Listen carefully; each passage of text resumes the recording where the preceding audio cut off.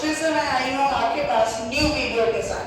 इस वीडियो में आज हमारे पास है GSEB साइंस क्वेश्चन पेपर। अब आप देखो इस क्वेश्चन पेपर के सॉल्यूशन। आई होप आपका ये पेपर बहुत अच्छा गया होगा। पेपर ना ज्यादा मुश्किल था ना ज्यादा हार्ड था, बच्चों के लिए इजी थे। बच्चे 80 to 90% मार्क्स आराम से स्कोर कर सकते हैं।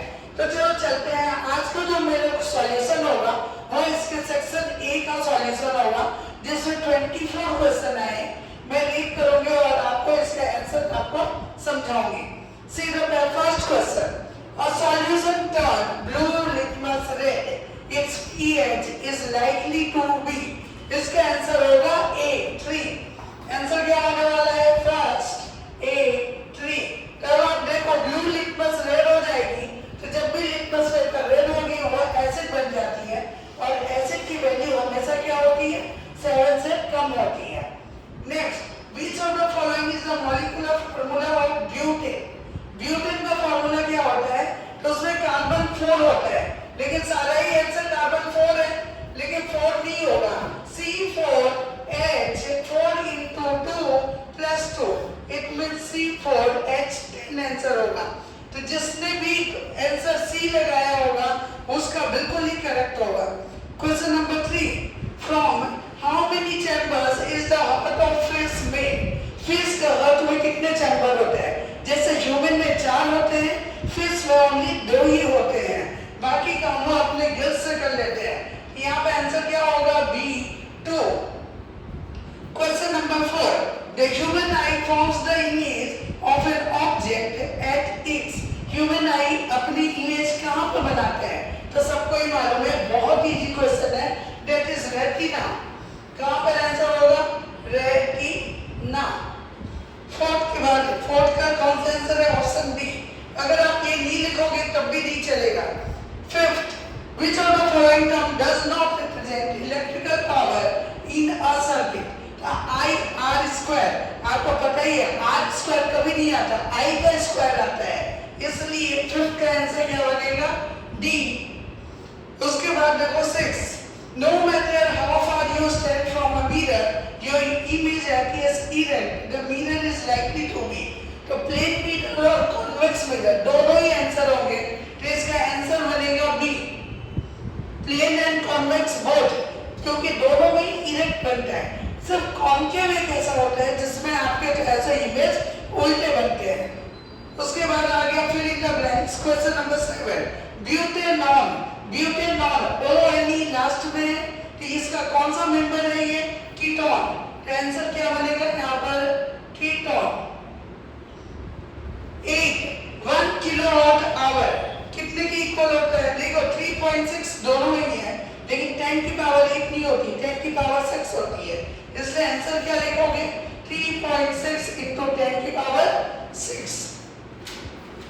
Next, what is the question number 9?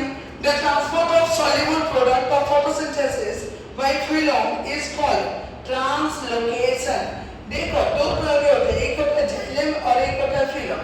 Xylem का मतलब होता है ट्रांसपीरेशन, प्लांट यहाँ पर पानी ले रहा है, लेकिन उसके बाद जब वो बांटेगा तो डिफरेंट डिफरेंट लोकेशन पर पहुंचेगा, तो उसे हम लोग क्या बोलेंगे? ट्रांसलोकेशन।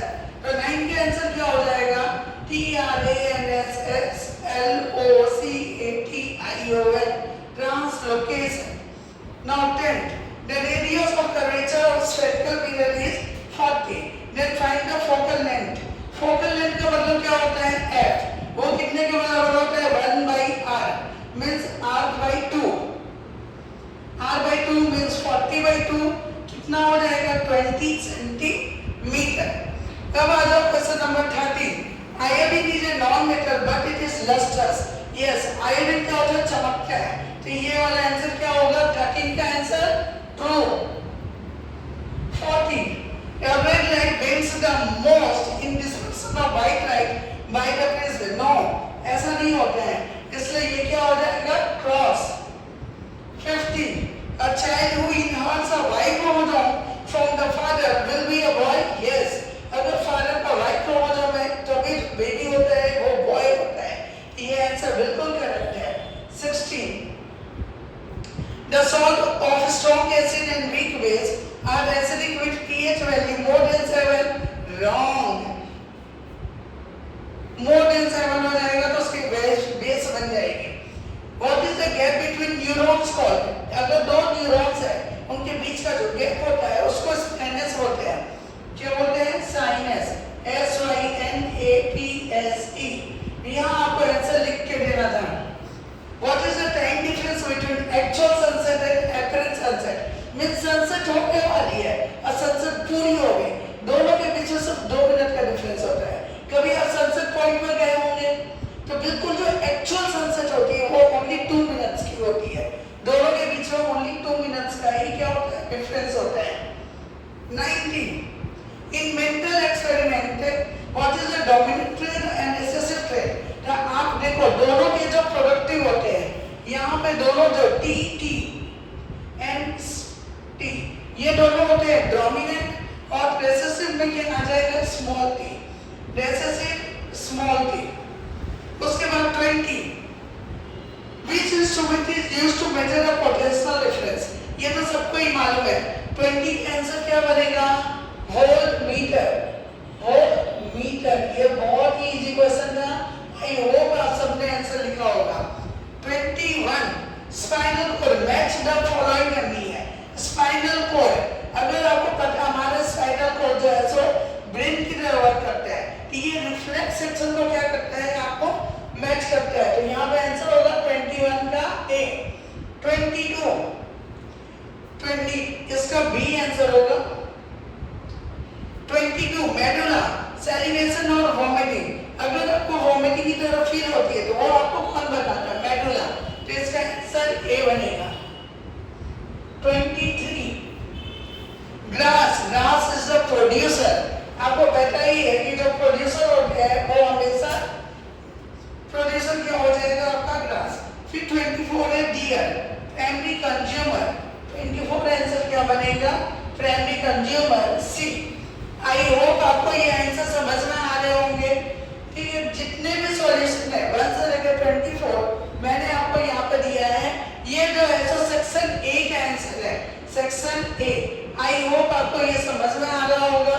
मैथ्स और साइंस के जो क्वेश्चंस पेपर बनते हैं वो बच्चों के लिए बहुत ही मुश्किल होते हैं. साइंस का पेपर निकल गया इट मींस आपका आधा काम हो चुका है. इजी आए थे पेपर. मैथ्स के पेपर भी ऐसे ही आएंगे. ऐसा ही हम चाहते हैं. मैथ्स के लिए आप बहुत ज्यादा प्रैक्टिस करो. 7 डेज के बाद आपके मैथ्स के एग्जाम है. बीच में होली भी है तो त्योहारों के साथ होली मनाइए लेकिन साथ ही साथ पढ़ाई भी कीजिए और अपने हेल्थ का ध्यान रखिए. तब तक के लिए फिर से मिलते हैं